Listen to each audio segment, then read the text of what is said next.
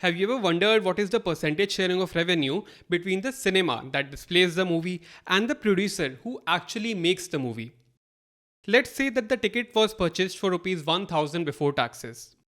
For the first week, the split is 50-50. So Rs 500 will go to the producer and the theatre owner will keep Rs 500. Now, after the first week, let's say if the movie is a hit Shah Rukh Khan movie and crosses a certain threshold of box office. Then in the second week, the producer gets an additional 2.5% bonus. Meaning that the producer keeps Rs 525 and the theatre owner keeps Rs 475. On the other hand, if the movie is not a hit, then the theatre gets a 2.5% bonus. Meaning that the producer keeps Rs 475 and the theatre owner keeps Rs 525.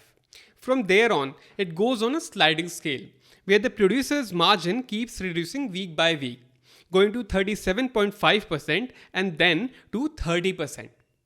But movie tickets are usually only half of the total revenue of theatres. For a multiplex chain like PVR, movie sales contribute to only 60% of the total revenue. 25% of the remaining revenue actually comes from the food and beverages sold at the theatres.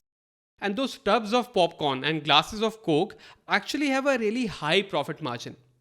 And finally, about 10% is contributed by advertising within the theatres. And these are the usual figures.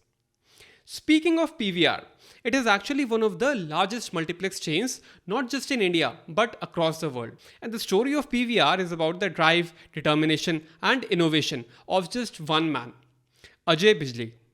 But this isn't your traditional story of how a poor or middle class man fought against all odds and statistics to establish a billion-dollar company.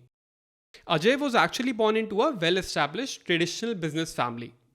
His father worked with the Amritsar Transport Company, which was actually started by Bijlee Pahalwan, Ajay's grandfather.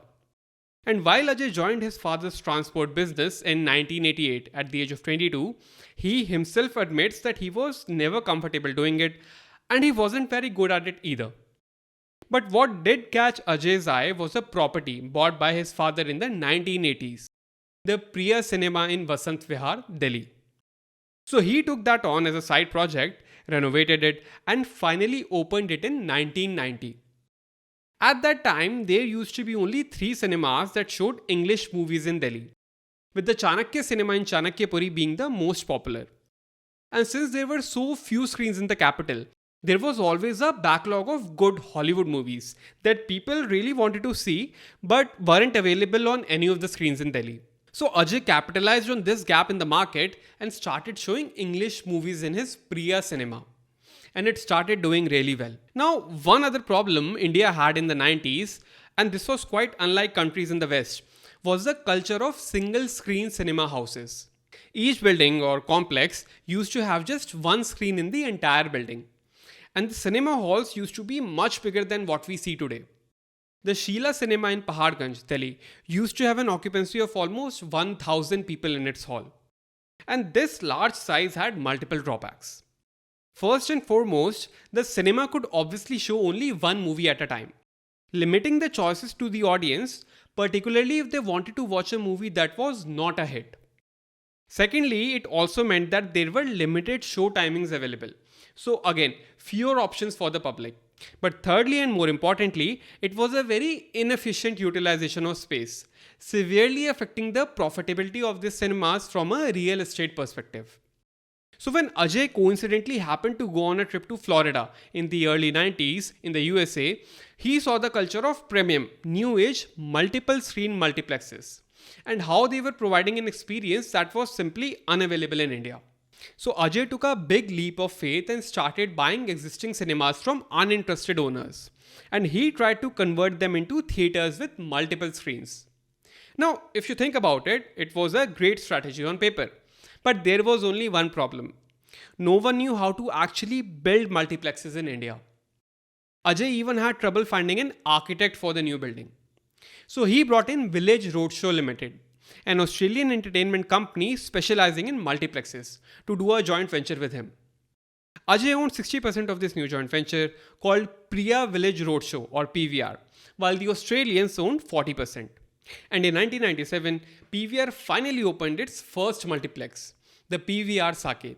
The multiplex model was an instant hit with the public of Delhi, as PVR was providing the best cinema experience that money could buy in India.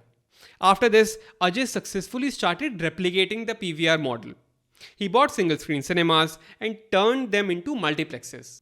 He was also helped when in 2001, the government announced a 5-year tax holiday for multiplexes. This was a move that saw the film industry grow over 8 times in revenue, and the average ticket prices also doubled.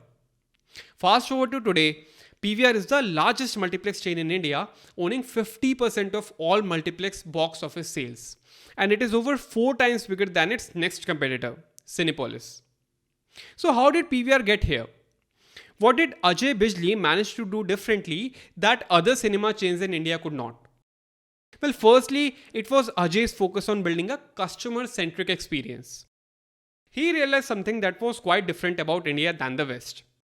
Indian household decisions are actually dominated by the women of the house. So essentially, it was the women who were deciding which cinema should the family go to for a movie, whether it was your mother or wife or daughter or girlfriend. And keeping this in mind, PVR always focused on making their theatres much more appealing to women. Women care a lot more about good hygiene and clean toilets. And research suggests that women also tend to be more receptive to different shades of colors like peach or lavender, as opposed to men who usually favor bolder colors like blue or green. So while in the 1990s, the cinema houses were usually monochromatic or grey, PVR adopted a strategy of using colors like teal, magenta, and blue, making sure that their brand identity was visibly vibrant and inviting. Particular emphasis was given to maintaining hygiene and keeping toilets clean, which, by the way, is still not followed in many other malls and cineplexes. From the location to the construction and styling, everything was built to give a chic and premium experience to the visitors, making PVR multiplexes a more favorable choice than other cinemas for the audience, and particularly more so for women. Secondly, it was PVR's receptiveness to innovation. Ajay's quest for innovation did not stop at converting single-screen theatres into multiplexes. He ushered in a lot of changes that were a first in our country. So, he was the first one to build a Dolby Stereo sound system theatre in India at PVR Cinema. Then in 1997, he was among the first to introduce computerized booking systems in India. Before this, the traditional booking systems needed people to go in person to purchase tickets. And the availability of seats and ticketing was managed manually using physical charts. Not only was this tedious and error prone, but it also had very limited provision of advanced booking. So PVR changed all this and streamlined the entire process, eventually integrating online bookings as well. And Ajay did not limit the innovation to himself, but he also encouraged a happy and supportive work culture that mandated employees to design out-of-the-box solutions. Under Ajay's leadership, PVR also popularized the concept of cinema advertising in India. These ads that are played before or during the movies are now one of their main sources of income, fetching them 18% of their total revenue as of 2023. And finally, it has been PVR's aggressive growth strategy. Since Ajay was already able to crack a profitable business model and had his proof of concept, it was now all about expansion. And soon enough, he realized that opening new theatres was only going to take him so far, as opening a new theatre was a tedious and long process. Not only was it capital and resource intensive, but you also had to deal with issues such as getting approvals from the government. So Ajay adopted a strategy that killed two birds with one stone. He started acquiring his competitors. In 2012, he acquired Cinemax, which owned 138 screens in India for Rs 395 crores. Then in 2016, he bought DT Cinemas owned by the DLF Group for Rs 500 crores. And then again in 2018, he acquired SPI Cinemas for Rs 850 crores. So by 2022, PVR was the largest multiplex chain in India with 871 screens at 181 properties in 73 cities, with INOX in the second place with 675 screens. And finally, in 2023, Ajay played a masterstroke that cemented PVR as the largest multiplex chain in India. He led a merger of PVR and INOX, creating the 5th largest multiplex chain in the world by screen count, with the highest number of admissions per screen. Now called PVR INOX, the chain aims to open 200 screens per year in India in the next 2 years. And they are now targeting the southern states of India for their next phase of growth. So, as of today, there are about 9,000 cinema screens in India, out of which only 3,500 are multiplexes.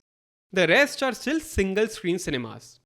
And 62% of these single screen theatres are in the southern states of India. So, there is a huge scope for PVR to replicate their model and convert these into multiplexes. As South India is full of these ancient single screen theatres, with Bangalore being an exception.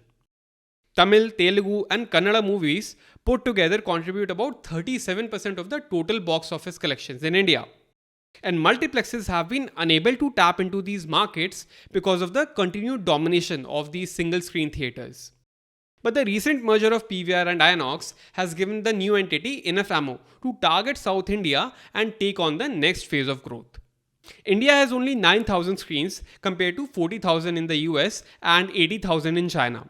So there is enough scope for expansion vertically as well as horizontally for PVR INOX in the coming years. If you are interested in the story of the rise and fall of another giant, Reliance, and their big cinemas owned by Anil Ambani, check out this video.